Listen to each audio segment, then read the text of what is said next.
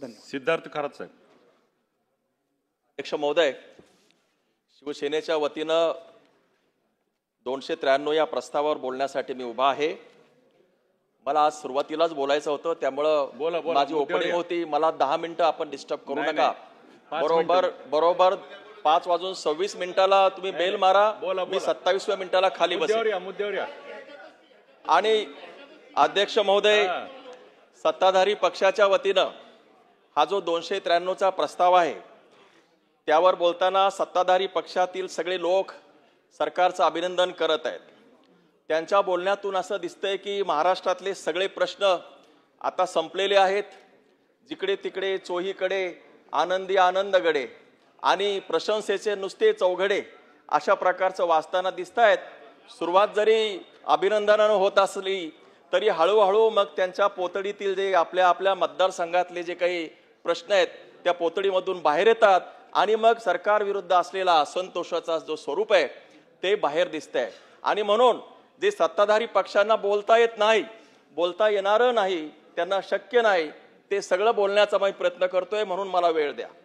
अध्यक्ष महोदय, आपण खरोखरच पुढे जात आहोत का? आपला महाराष्ट्र खरोखर सुखी आणि संपन्न होतोय का?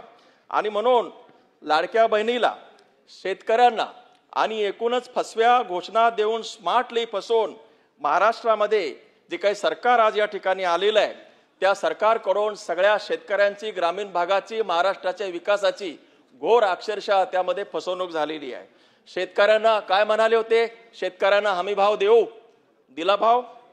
शेतकऱ्यांचं कर्ज माफ करू, केलं का कर्ज माफ? झालंय सगळं. शेतकऱ्यांचं उत्पन्न दुप्पट करू म्हटले होते की नाही? शेतकऱ्याचं उत्पन्न दुप्पट झालं.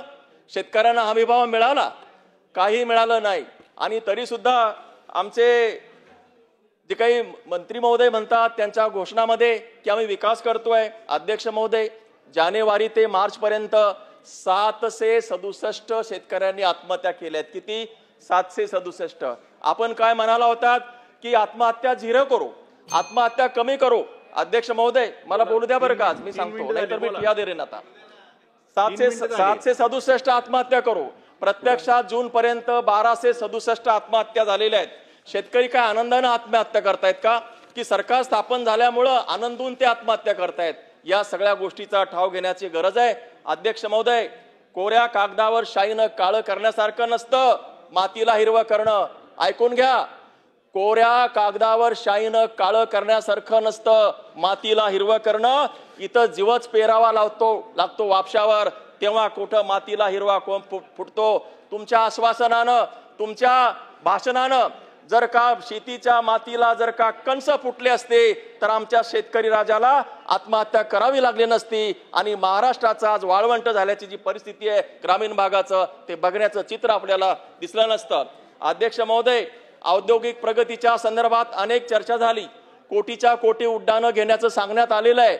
मी नेहमी म्हणतो की 36 जिल्ह्यापैकी फक्त 9 जिल्हे याच्यामध्ये विकसित आहेत. आमचं दुखणं वेगळं आहे. अध्यक्ष महोदय, समजून घ्या. 27 जिल्हे मागास आहेत आणि त्यातले 12 जिल्हे तर अति मागास आहेत. आणि म्हणून या अति मागास असलेल्या जिल्ह्यामध्ये, त्याच्यामध्ये आमचे सगळे जिल्हे येतील. सगळ्यांना माहिती आहेत तिथे औद्योगिकरण, विकासाची गंगा पोहोचवण्यासाठी शासनाने काय प्रयत्न केले. तर हे जर प्रश्न विचारला तर आपल्याकडे कोणत्याही प्रकारची याच्यावर उत्तरं नाही. अध्यक्ष महोदय, मेहकरमध्ये 1989 मध्ये MIDC आली, अतिक्रमण झालं, अतिक्रमित होती, आता काढली तर त्या ठिकाणी उद्योग नाही आहेत. मला आमच्या मतदारसंघामध्ये MIDC साठी आणखी 300 एकर जागा लागते आहे. ती जागा आम्हाला सरकारने दिली पाहिजे. शेतीवर आधारित उद्योगधंदा एकही नाही, शेतीवर आधारित नाही. किंवा एखादा मोठा आपले कुटे साहेबांनी सांगितल्याप्रमाणे पश्चिम महाराष्ट्रामध्ये एकही मोठा उद्योग नाही. हा मोठा उद्योगधंदा आणण्यासाठी सरकारनं प्रयत्न करण्याची गरज आहे. इथे आरो आहे, वाशिम, अकोला आणि बुलढाणा जिल्ह्यासाठी अकोल्याला एक आरो आहे, त्याला रिजनल ऑफिसर म्हणतात, तो सुद्धा अतिरिक्त आहे.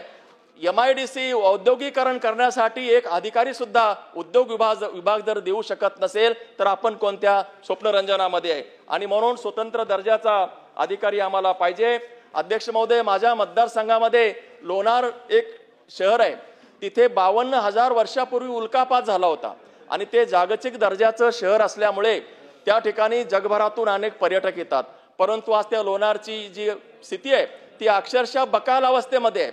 त्या ठिकाणी पर्यटन विभाग आहे, वन विभाग आहे, आर्किओलॉजिकल ऑफ ASI आहे, ह्या सगळ्या मिळून त्या ठिकाणी एक समिती नियुक्त केली आहे. माझ्या इलेक्शनच्या अजेंडामध्ये मी लोकांना सांगितलं होतं की एक लोणावळा आहे, लोणारचा लोणावळा आपण करू शकतो पर्यटनाच्या माध्यमात. लोकांनी मला मदत केली, पण त्या कमिटीमध्ये अध्यक्ष महोदय लोकप्रतिनिधीच नाहीये. लोकांच्या आशा आकांक्षा ज्या आहेत त्या समितीसमोर मला मांडायच्या आहेत आणि म्हणून अध्यक्ष महोदय बघा 23च झालेत, 27 मिनिटाला. अहो मी एकटाच तर बोलणार आहे शिवसेनेच्या वतीनं. शिवसेनेच्या वतीनं मी एकटाच अध्यक्ष महोदय, घाई नका करू. आणि तुम्ही माझे शेजारी तिकडे गेल्यावर बदलता अध्यक्ष महोदय. तुम्ही 5 मिनिटं मला बोलू द्या तुमच्यावर. अध्यक्ष महोदय, हो अध्यक्ष महोदय, ह्या लोणावळ्याला विकास करण्यासाठी त्या ठिकाणी रोपवे असला पाहिजे. तिथे दैत्यसुदन मंदिर आहेत, चालुक्य असेल, राष्ट्रकूट असेल, अतिशय ऐतिहासिक पुराण त्या ठिकाणी मंदिर आहेत, हेमाडपंथी मंदिर आहेत, लोणारची धार आहे. तिथे पर्यटनासाठीचे चांगले पॉइंट्स तिथे डेव्हलप करता आले असते. लोणारचं जे काही सुशोभीकरणासाठी जे बकाल झाले ते करता आलं नाही. मेहकर शहर आहे, मेगांबर ज्याला म्हणतो आम्ही, मुख्यमंत्री महोदय विदर्भाचे आहेत आणि त्यांना या निमित्तानं मी विशेष विनंती करतो की मुख्यमंत्री महोदय विदर्भाचा विकास करण्यासाठी तुम्हाला विशेष लक्ष घालावं लागणार आहे. त्या ठिकाणी पेनगंगा नदी, काच नदी, सीतानाहनी नदी किंवा उतावळी नदी या नद्यांनी यावेळेस अतिशय मोठा हाहाकार उडवलेला आहे. शहराच्या शहर उद्ध्वस्त केले आहेत आणि म्हणून गाळ काढण्यासाठी संरक्षण भिंती त्या ठिकाणी देण्यासाठी शासनाने मदत करावी. अध्यक्ष महोदय 2च मिनिटं आता फक्त. शेत रस्ते, पानंद रस्ते, गावजळ रस्ते यांना PMJSY प्रमाणे मान्यता द्यावी. अतिशय मोठा कार्यक्रम शेत रस्ते, पानंद रस्त्याचा घेण्याची गरज आहे. अध्यक्ष महोदय, हायवेज, नॅशनल हायवेज, PMJSY मोठमोठे रस्ते होतात, ते अक्षरशः वेगळ्या पद्धतीने होतात. मी त्याला सांगण्याची गरज नाही, परंतु शेत रस्ते, पानंद रस्ते याच्यावर ते अतिशय मोठा कार्यक्रम असला पाहिजे. दुसरं महत्वाचं, स्मशान. आपल्या महाराष्ट्रामध्ये अनेक गावामध्ये स्मशान 24 झालेत अध्यक्ष महोदय, 27ला थांबायचंय मला.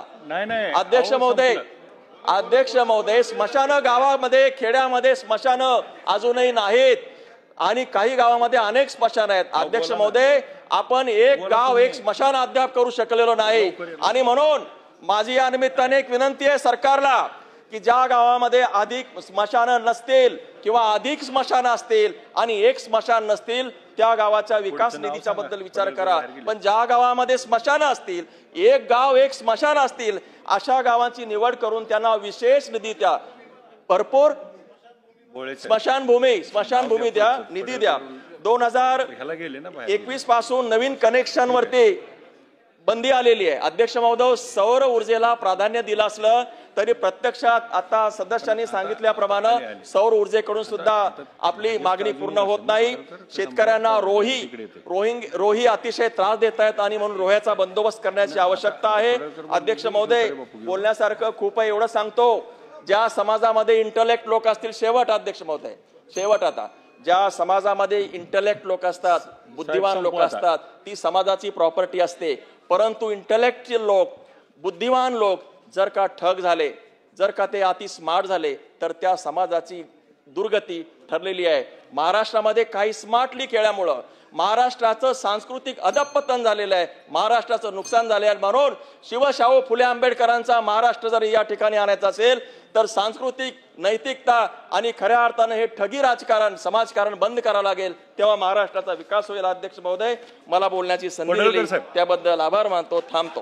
गोपीचंद पडळकर साहेब.